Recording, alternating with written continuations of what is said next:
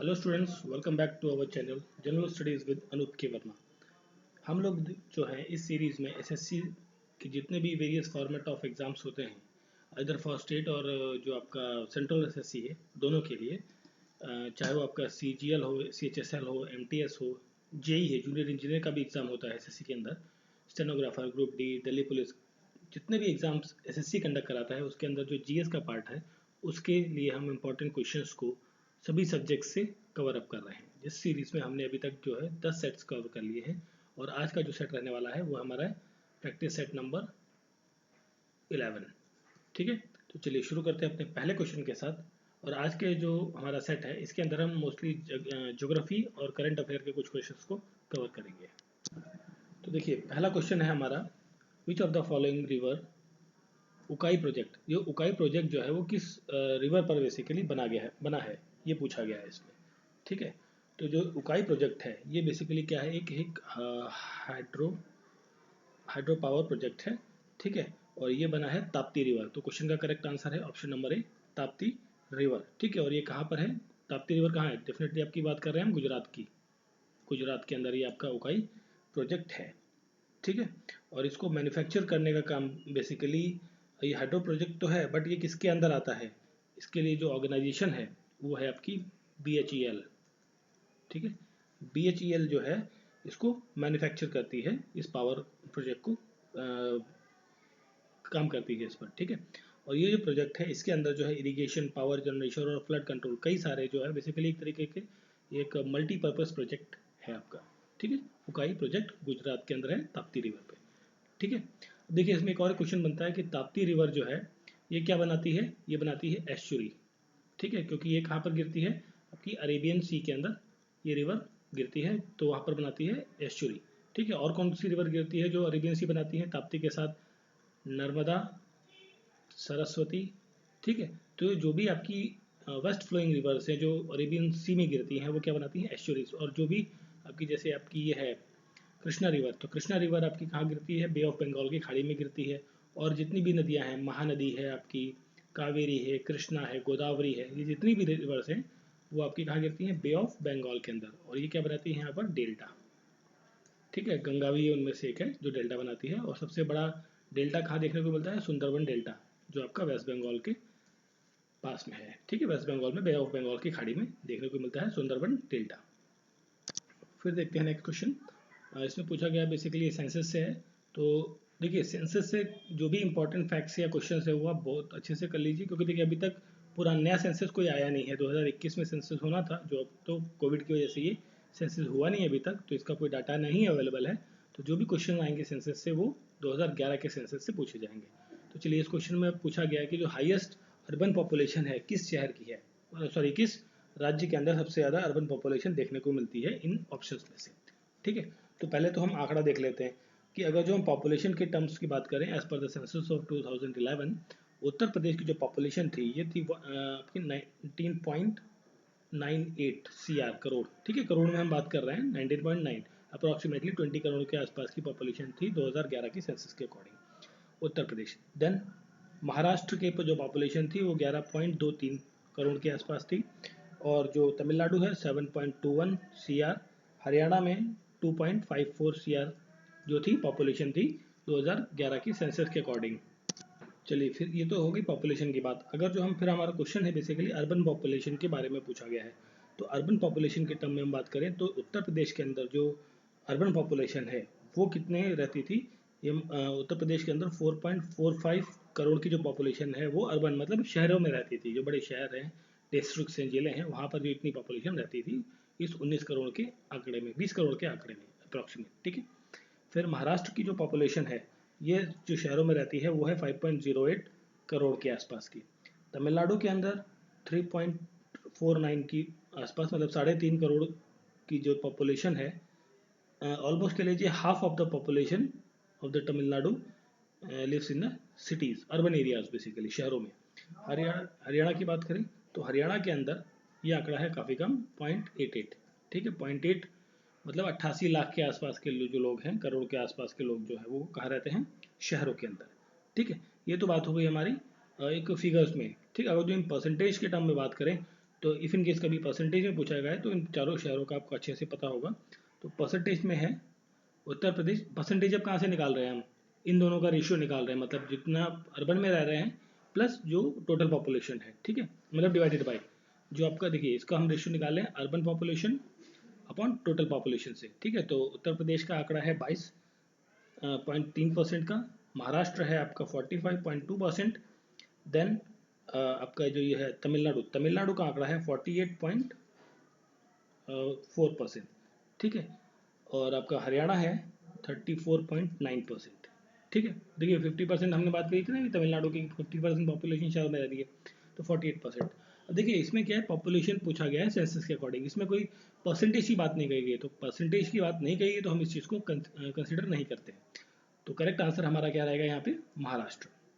महाराष्ट्र की कैपिटल तमिलनाडु, उत्तर प्रदेश की कैपिटल लखनऊ, तमिलनाडु की कैपिटल चेन्नई, हरियाणा की कैपिटल चंडीगढ़, ठीक है। हरियाणा की कैपिटल चंडीगढ़, और चंडीगढ़ जो है हरियाणा और पंजाब की ज्वाइंट कैपिटल है।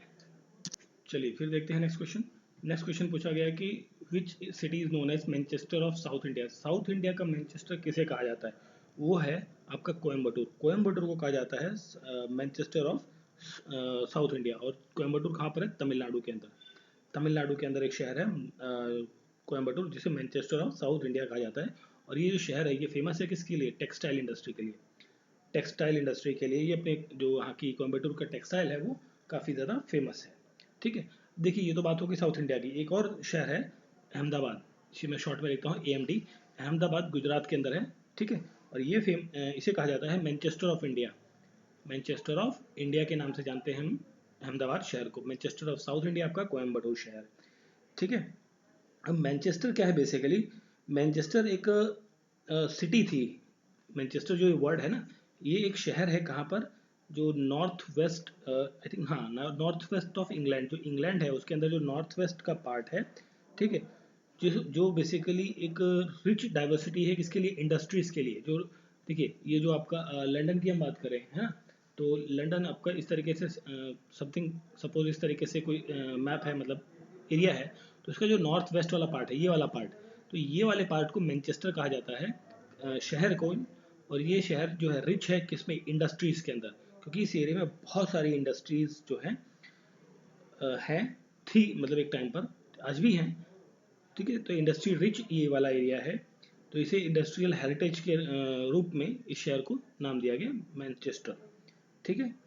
अब देखिए इसमें जो शहर है नाम बेंगलोर, बेंगलोर को कहते हैं आप silicon valley, silicon valley of India, या garden city of India, garden city of India के नाम से भी हम जानते हैं किसको, बेंगलोर को।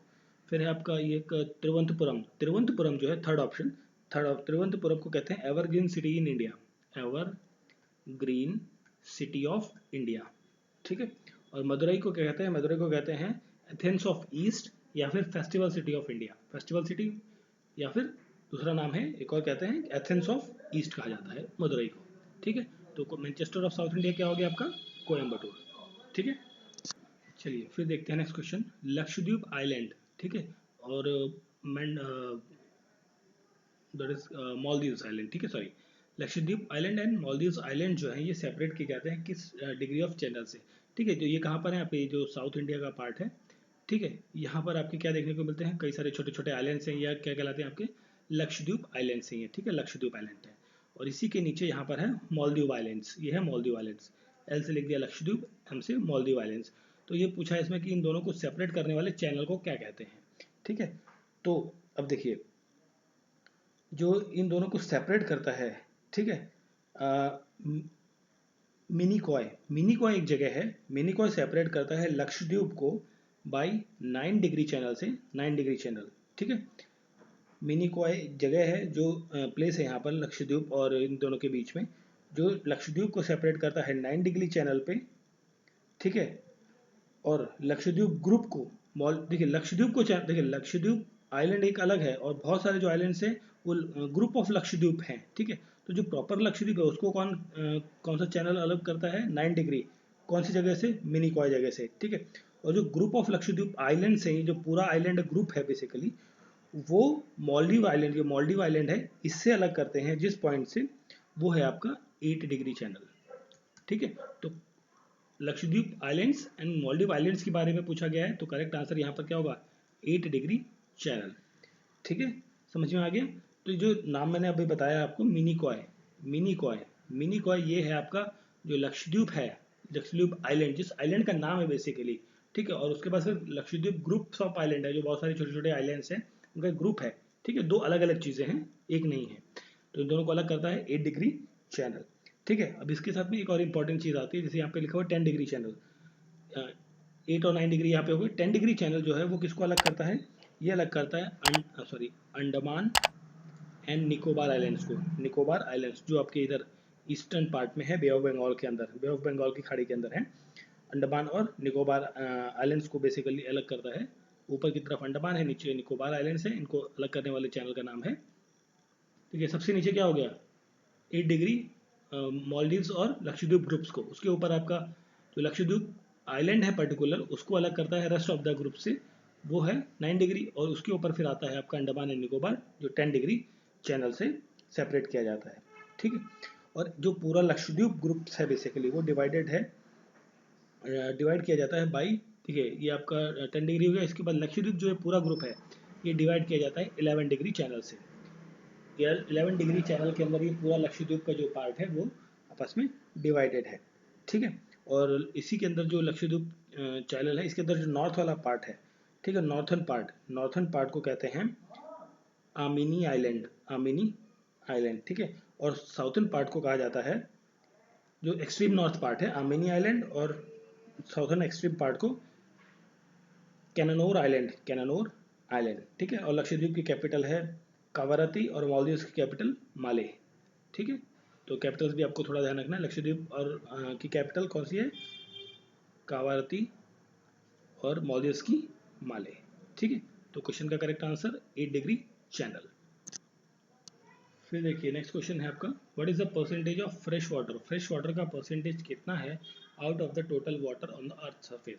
जो अर्थ सरफेस पे जितना भी वाटर है, मान लीजिए 100% ऑफ वाटर है जो, ठीक है, इफ इन केस हम अगर जो एक फिगर में बात करें, अगर जो हम ये कहें कि 100 लीटर वाटर है पूरी अर्थ पे, 100 litre, for an example, for understanding purpose only, ठीक है, कि 100 लीटर पानी है पूरी अर्थ पे, तो उसका जो कितना भाग है वो फ्रेश वाटर है, जो आप इस्तेमाल कर सकते हैं, जो ड्रिंकिंग पर्पस के लिए आप यूज़ करते हैं, या आपके अदर यूजेस के लिए यूज़ किया जाता है। ठीक है, जो डोमेस्टिक पर्पस या इंडस्ट्रियल पर्पस के लिए यूज़ किया जाता है, इस पानी को हम इस्तेमाल करते हैं फ्रेश वाटर, वो है सिर्फ 2.5%। ठीक है, तो क्वेश्चन का करेक्ट आंसर है ऑप्शन नंबर बी, 2.5% वाटर जो है वो ही सिर्फ कितना है, मतलब 2.5 लीटर पानी ही इस 100 लीटर में से क्या है, फ्रेश वाटर, बाकी क्या है, सलाइन वाटर है। ठीक है, क्वेश्चन का आंसर क्लियर हो गया ना, सिंपल सा एक स्टैटिक क्वेश्चन है, काफ़ी इजी है। चलिए फिर देखिए ये क्वेश्चन जो है, maximum amount of rainfall is received from. देखिए ये क्वेश्चन बहुत बार आया है, बहुत सारे एग्जाम्स में रिपीटेडली आता रहता है। ठीक है, तो इसमें जनरली बच्चे क्या करते हैं, वेस्टर्न डिस्टर्बेंस लगाते हैं, तो वेस्टर्न डिस्टर्बेंस नहीं है। मैक्सिमम रेनफॉल जो है भारत के अंदर वो देखने को मिलती है साउथ वेस्ट मानसून से। इस क्वेश्चन को रट डालिए, गलत नहीं करना है। मोस्टली बच्चे वेस्टर्न डिस्टर्बेंस लगा कर आते हैं, बट वो आंसर नहीं है। एग्जैक्ट आंसर है इसका साउथ वेस्ट मानसून। ठीक है, अब इसमें होता क्या है कि जो एयर है आपकी वो मूव करती है हाई प्रेशर एरिया से। ठीक है, देखिए हाई प्रेशर एरिया कहाँ है आपका, जो ये पंजाब वाला इलाका है आपका, पाकिस्तान वाला जो एरिया है बेसिकली। ठीक है, पंजाब हरियाणा राजस्थान इस तरफ के हाई प्रेशर का जोन क्रिएट होता है, जिसकी वजह से जो एयर है वो मूव करती है साउथ इंडियन ओशन की तरफ से। ठीक है, और डायरेक्शन क्या रहती है उसकी, देखिए ये आपका साउथ ईस्टर्न डायरेक्शन में मूव करता है। ठीक है, तो नॉर्थ साउथ वेस्ट मानसून जो हुआ उसकी वजह से, जो ये वेस्ट मानसून चल रहा है ये वाला, देखिए साउथ साउथ ये और वेस्ट मानसून ये वाला डायरेक्शन जो बना, इसकी वजह से सबसे ज़्यादा जो है रेनफॉल देखने को मिलती है, क्योंकि यहाँ पे हाई प्रेशर का जो आपका जोन है, एरिया है, वो डेवलप होता है, उसकी वजह से जो एयर्स है वो मूव करती हैं लो प्रेशर की तरफ, और फिर जो एयर का सर्कुलेशन बनता है। ठीक है, तो इसको आप ज़्यादा कंफ्यूज ना हो, वो इससे डिस्टर्बेंस के साथ में करेक्ट आंसर है साउथ वेस्ट मानसून। चलिए फिर देखिए नेक्स्ट क्वेश्चन है, Kumaon Himalayas are part of Himalayas. Kumaon Himalayas जो है वो किस हिमालयन रेंज का पार्ट है, जो कि लाई करता है बिटवीन द रिवर्स, किन रिवर्स के बीच में ये लाई करता है, बेसिकली ये पूछा गया है कुमाऊं हिमालयस। तो इसके बारे में अगर जो हम बात करें, तो जो रिवर्स है, एक तो आपकी रिवर है रावी प्लस सतलुज, सतलुज, ठीक है। तो इन दोनों रिवर के बीच में कौन सा हिमालय लाई करता है? इसके अंदर आता है आपका पंजाब और कश्मीर हिमालय। पंजाब एंड कश्मीर जो हिमालय का पार्ट है वो आता है रावी और सतलुज रिवर के बीच में, ठीक है। देखिए रावी और सतलुज ये वाला जो तीनों का रिवर है, ठीक है। चलो कोई बात नहीं, ये इसको समझ लीजिए पहले, इसको हम बाद में देखते हैं। फिर है आपका नेक्स्ट है आपका, नहीं रावी सतलुज के साथ इंडस भी आती है, इंडस भी आता है, ठीक है। इसके साथ इंडस, रावी और सतलुज के बीच में जो पड़ता है रिवर वो आपका पंजाब और कश्मीर हिमालयस का पड़ता है, ठीक है। फिर ये वाला ऑप्शन फर्स्ट वाला। फिर सेकंड है सतलुज, रावी और काली रिवर। सतलुज, काली और रावी रिवर इनके बीच में जो आता है वो आता है आपका कुमाऊं हिमालयस का रेंज, ठीक है। कुमाऊं हिमालयस। तो क्वेश्चन का करेक्ट आंसर क्या हो गया? सतलुज, रावी, काली रिवर, इन रिवर्स के बीच में क्या देखने को मिलता है आपका? कुमाऊं हिमालयन जोन देखने को मिलता है। काली रिवर, तिस्ता रिवर के बीच में जो है, काली और तिस्ता के बीच में कौन सा एरिया देखने को मिलता है? इसके अंदर नेपाल हिमालयस, जो नेपाल हिमालयन का पार्ट है वो देखने को मिलता है काली और तिस्ता के बीच में, ठीक है। देखिए ये तो हो गए 3 पार्ट, ठीक है। पंजाब हिमालयस या Kashmir Himalayas, Kumaon Himalayas, Nepal Himalayas. इसके साथ में एक और हिमालय का पार्ट होता है जिसे कहते हैं असम हिमालय, असम हिमालयस। ये पड़ते हैं तिस्ता रिवर, तिस्ता रिवर और जो आपका दिहांग रिवर है, दिहांग रिवर, दिहांग रिवर अरुणाचल प्रदेश में किसको कहते हैं? ब्रह्मपुत्र रिवर को कहा जाता है। इन दोनों के बीच में जो हिल एरिया या हिमालय का रीजन आता है वो आता है असम हिमालयस, ठीक है। और एक होता है पूर्वांचल एंड या कह लीजिए आप ईस्टर्न हिमालयस, ठीक है। ये आपका लाई करता है दिहांग रिवर वैली के पास में, ठीक है, दिहांग रिवर वैली, ठीक है। ये देखिए जो आपका ये वाला पार्ट है बांग्लादेश वाला, इस तरीके से ये वाले जो हिमालयंस हैं वो इस तरीके से बेंड जा रहे हैं।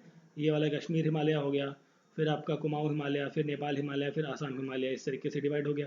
उसके बाद जो यहाँ पर ये वाला जो आपका क्या कहते हैं से बांग्लादेश वाले जो जोन है, बांग्लादेश मेघालय वाला जो जोन, ईस्ट नॉर्थ ईस्ट वाला पार्ट, वहाँ पर इस वाले जोन को कहा जाता है पूर्वांचल हिमालयस या फिर ईस्टर्न हिमालयस, ठीक है।